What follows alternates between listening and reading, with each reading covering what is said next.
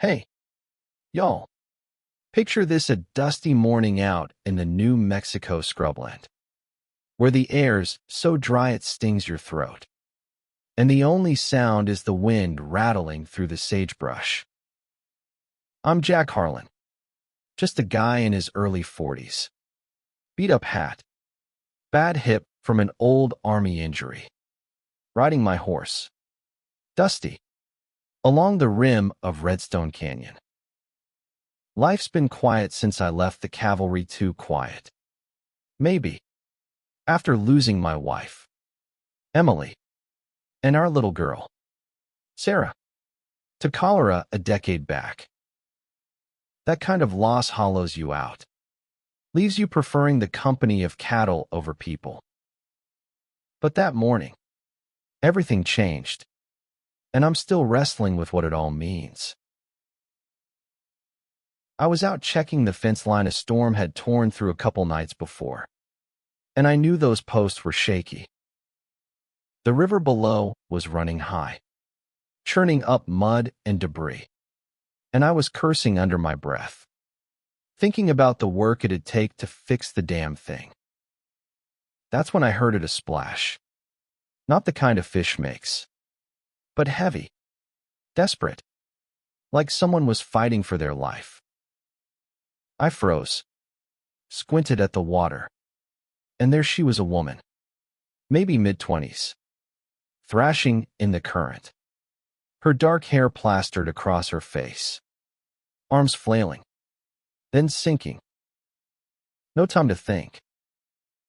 I dropped my tools, slid down the embankment, damn near busted my hip doing it, and dove in.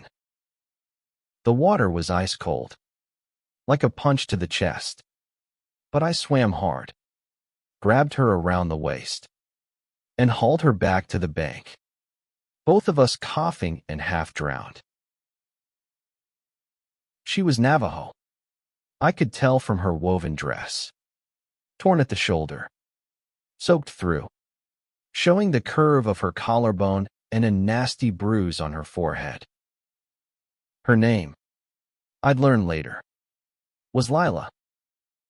She was barely conscious, shivering, lips blue, with scratches all over her arms like she'd been dragged through hell. I didn't know her story, but I knew she wasn't going to make it if I left her there. So I scooped her up heavier than she looked, dead weight in my arms, and carried her half a mile uphill to my cabin, my hip screaming with every step. Inside, I laid her on my bed, piled every blanket I had on her, and got a fire going. Her eyes fluttered open once, dark and sharp, like she was sizing me up, but she didn't say a word. I didn't either. Didn't seem like the time for questions. That first night, I sat in a chair across the room, watching the firelight flicker over her face, wondering who she was, where she came from, and why the hell she was alone in that river. My place is small: just a bed, a table, a rifle by the door, and it's been years since anyone else was in it.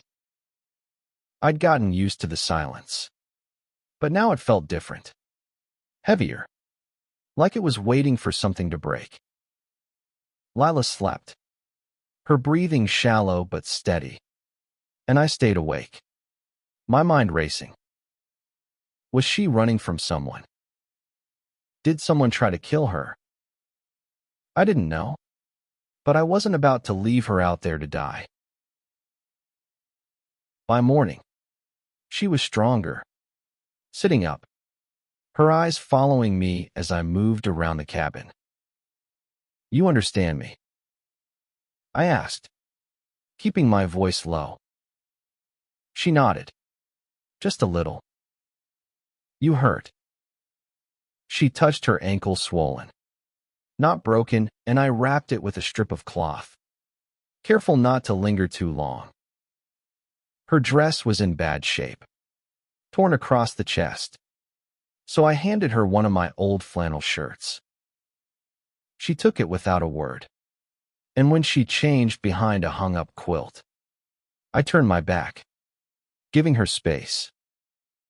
"Name's Jack," I said, tapping my chest. "Lila," she replied, her voice soft, with an accent that carried the rhythm of her language. She didn't offer more, and I didn't push. Over the next few days, we settled into a strange kind of rhythm.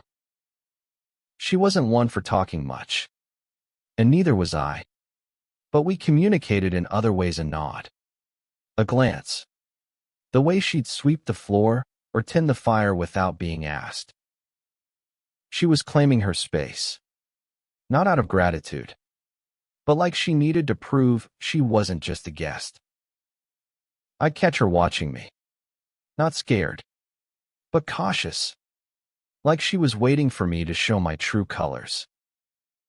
I kept my distance, but I couldn't help noticing the way her braids swung when she moved, the strength in her hands when she cleaned a rabbit I'd brought back, the way her eyes softened by the firelight.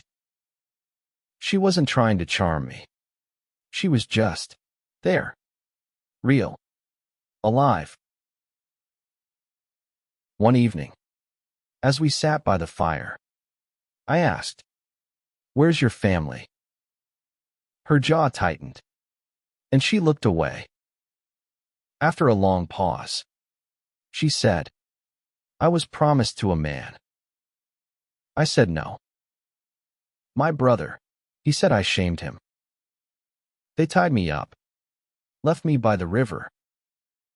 Her voice was steady, but her hands clenched the cup she was holding. I didn't say anything. "What do you say to that?" But inside, I was boiling. Who does that to their own kin? I just nodded, handed her a piece of cornbread, and let the silence sit. That night, she slept in my bed again, and I stayed in the chair.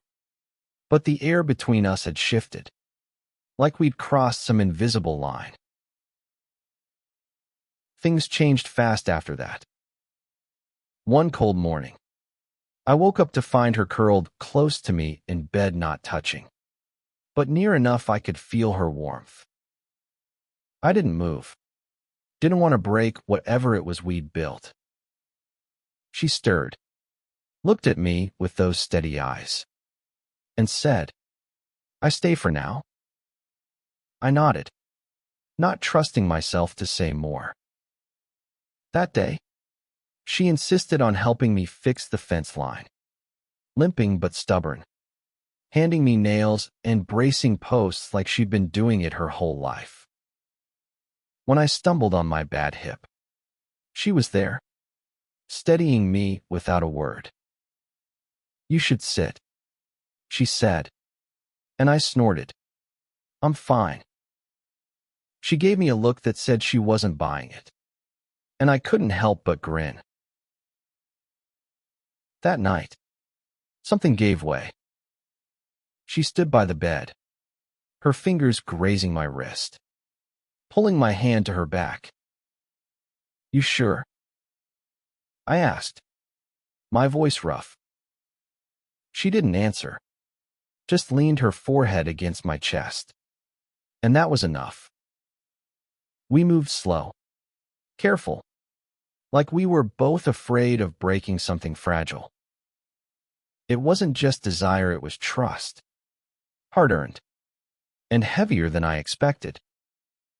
Afterward, she curled into my side, her hand on my chest, and whispered, "Tomorrow." I kissed her forehead. We do it all again. Winter hit hard, blanketing the canyon in snow. But we were ready, firewood stacked, cellar stocked, the two of us moving like a team. Lila took over the cabin like it was hers, mending my shirts, organizing shelves I'd ignored for years. One day, I caught her barefoot in the snow, steam rising from her coffee, smirking like she was daring the cold to touch her. "You're gonna lose a toe," I teased, tossing a blanket over her. She leaned into me, her voice soft. "It doesn't feel cold." I asked if she missed her people, and she said, "Not the ones who hurt me. Just the good parts." I told her she had a place here, and she smiled. "Already took it." But trouble was coming. I felt it in my bones. One morning, as I chopped wood, I heard hooves. Too many for one rider. Lila was at my side in a second, my rifle in her hands, her eyes sharp. 6 riders came out of the trees, Navajo, their faces hard but not hostile. An older man, gray braids and a red sash, stepped forward. He spoke to Lila in Navajo, then turned to me in English. "You saved her from the river. Our law says she's yours now, family. Wife. Whatever you choose." I bristled. "I don't own her." He nodded, like he'd expected that. "Not own. Protect. Make a life."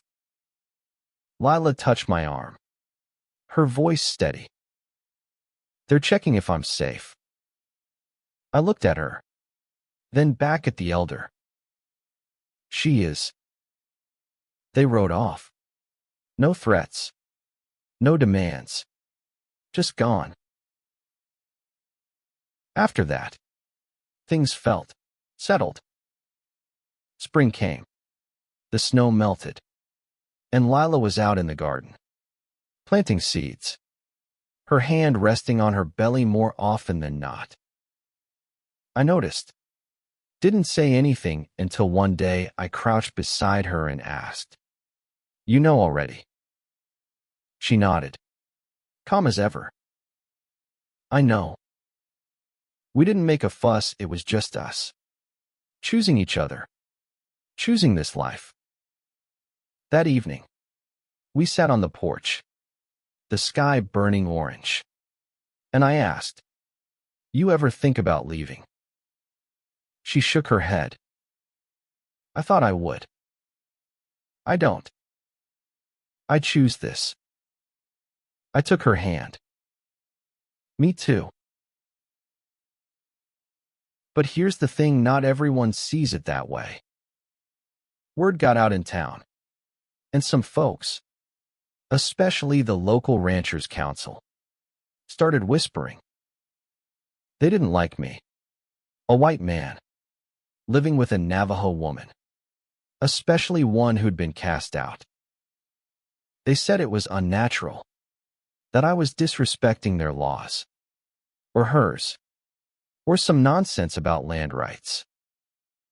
One day, a guy named Hank Big Shot with a bigger mouth showed up at my gate. "You think you can just take her, Harlan?" He sneered, spitting tobacco. "She's not your property." I stepped close, voice low. "She's not anybody's property. Hank, you got a problem. Take it up with me, not her." He backed off, but I knew he'd be back, stirring trouble, maybe with the law, maybe with his buddies. So here I am, telling you this story, wondering what's right. Lila and I, we built something real, something neither of us expected, but it's ours.